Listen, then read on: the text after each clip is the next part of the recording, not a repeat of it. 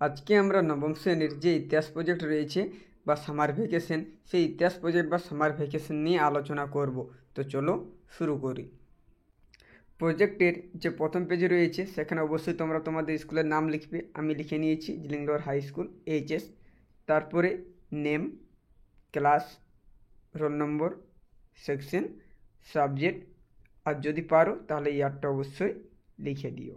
2023-24 বা 24-25 যে জন বছর করবে সেটা অবশ্যই উল্লেখ করবে। হয়েছে। আমাদের প্রজেক্টের যে টপিক রয়েছে ফরাসি বিপ্লব ও তার প্রভাব। প্রথমে রয়েছে ভূমিকা। 1789 খ্রিস্টাব্দে 14 জুলাই বাস্তিল দুর্গের পতনের মধ্য দিয়ে ফরাসি বিপ্লবের সূচনা হয়। ফ্রান্স তথা বিপ্লবের ইতিহাসে তা এক যুগান্তকারী ঘটনা। রুশ বিপ্লব ছাড়া সমগ্র মানবজাতির ইতিহাসে ফরাসি বিপ্লবের মতো এত ব্যাপক, গভীর ও সুদূর প্রসারী বিপ্লবের আর ঘটেনি। ফরাসি বিপ্লব ফ্রান্স তথা ইউরোপের সমাজ, অর্থনীতি, রাজনীতি ও মতাদর্শের ওপর এক বিরাট প্রভাব ফেলে। প্রকল্প। আমার প্রকল্পটির বিষয় হলো ফরাসি বিপ্লব আধুনিক ইউরোপীয় প্রেক্ষাপটকে কি বিস্তার করে তার ওপর আলোকপাত করা এই প্রকল্পের মূল বিষয়। প্রকল্পের উদ্দেশ্যগুলি রয়েছে: 1 নম্বর উদ্দেশ্য ফরাসি বিপ্লবের স্বরূপ উপলব্ধি করা। 2 নম্বর রয়েছে ফরাসি বিপ্লবের সূচনা ও তার বিস্তার সম্পর্কে ধারণা লাভ। 3 নম্বর রয়েছে ফরাসি বিপ্লবের পূর্বের অবস্থা সম্পর্কে ধারণা লাভ। 4 নম্বর রয়েছে ফরাসি বিপ্লবের পরবর্তী ঘটনাবলী সম্পর্কে ধারণা লাভ। 5 নম্বর রয়েছে ফ্রান্স, ইউরোপ ও বিশ্বে ফরাসি বিপ্লবের প্রভাব সম্পর্কে ধারণা লাভ। 6 নম্বর রয়েছে ফরাসি বিপ্লব সামাজিক, অর্থনৈতিক এবং সাংস্কৃতিক ক্ষেত্রে যে প্রভাব ফেলে সে সম্পর্কে আলোচনা। তারপরে রয়েছে কাজের পরিকল্পনা। আমাদের বিদ্যালয়ের নবম শ্রেণীর ইতিহাস শিক্ষক বা শিক্ষিকা শ্রী বা শ্রীমতী, এখানে অবশ্যই শিক্ষক বা যে ম্যাডাম রয়েছে বা শিক্ষিকা তার নাম লিখবে, মহাশয় মহাশয়ার পরামর্শ মতো এই প্রকল্পটির কর্ম পরিকল্পনা তৈরি করি। এর জন্য আমি নবম শ্রেণীর ইতিহাস পাঠ্য বই এবং গ্রন্থাগার থেকে নেওয়া ফরাসি বিপ্লব সংক্রান্ত বিভিন্ন বই সাহায্য গ্রহণ করেছি। এরপরে রয়েছে বিশ্লেষণ। 1 নম্বর রয়েছে ফরাসি বিপ্লবের পাশ্চাত্যে নানা কারণ ছিল। অন্যায় ও সমাজের ওপর প্রতিষ্ঠিত প্রচলিত সামাজিক, অর্থনৈতিক, রাজনৈতিক ব্যবস্থার মধ্যে এর কারণে নিহিত ছিল। রুসো, মন্তেস্কো, ভলতেয়ার প্রমুখ দার্শনিক ছিলেন বিপ্লবের পথপ্রদর্শক। 2 নম্বর রয়েছে প্যারিস শহরে উত্তেজিত জনগণ 1790 খ্রিস্টাব্দে 14 জুলাই কুখ্যাত বাস্তিল দুর্গ দখল করে ধ্বংস করে দেয়। সমস্ত বন্দীদেরও মুক্ত করা হয়। এই ঘটনার মধ্য দিয়ে আনুষ্ঠানিকভাবে ফরাসি বিপ্লবের সূচনা করা হয়। 3 নম্বর রয়েছে ফরাসি বিপ্লবের মূল আদর্শ ছিল সার্বভৌমত্ব ও স্বাধীনতা।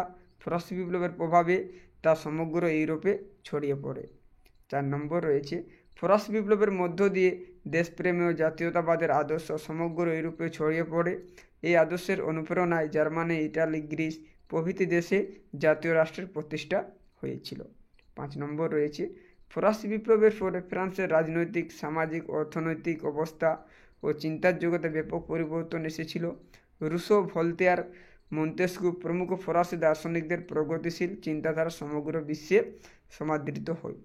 এরপরে যেটা রয়েছে 6 নম্বর, ফরাসি বিপ্লবের ফলে গণতান্ত্রিক আদর্শের প্রসার ঘটেছিল। মৌলিক অধিকার, বাক স্বাধীনতা, বিচার বিভাগের স্বাধীনতা, ধর্মনিরপেক্ষতা প্রভৃতি গণতান্ত্রিক আদর্শগুলির দ্বারা পৃথিবীর বিভিন্ন দেশের জনগণ অনুপ্রাণিত হয়েছিল। 7 নম্বর রয়েছে ফরাসি বিপ্লবের ফলে মধ্যযুগীয় সামন্ততন্ত্রের অবসান ঘটে এবং যোজক অভিজাত সম্প্রদায়ের বিশেষ অধিকার, সামাজিক বৈষম্য বিলুপ্ত হয়। সমস্ত সমাজতান্ত্রিক কর বাতিল হয়। ব্যক্তি স্বাধীনতা, আইনের চোখে সমতা, সরকারি চাকরিতে যোগ্যতা অনুযায়ী নিয়োগকে স্বীকৃতি দেওয়া হয়।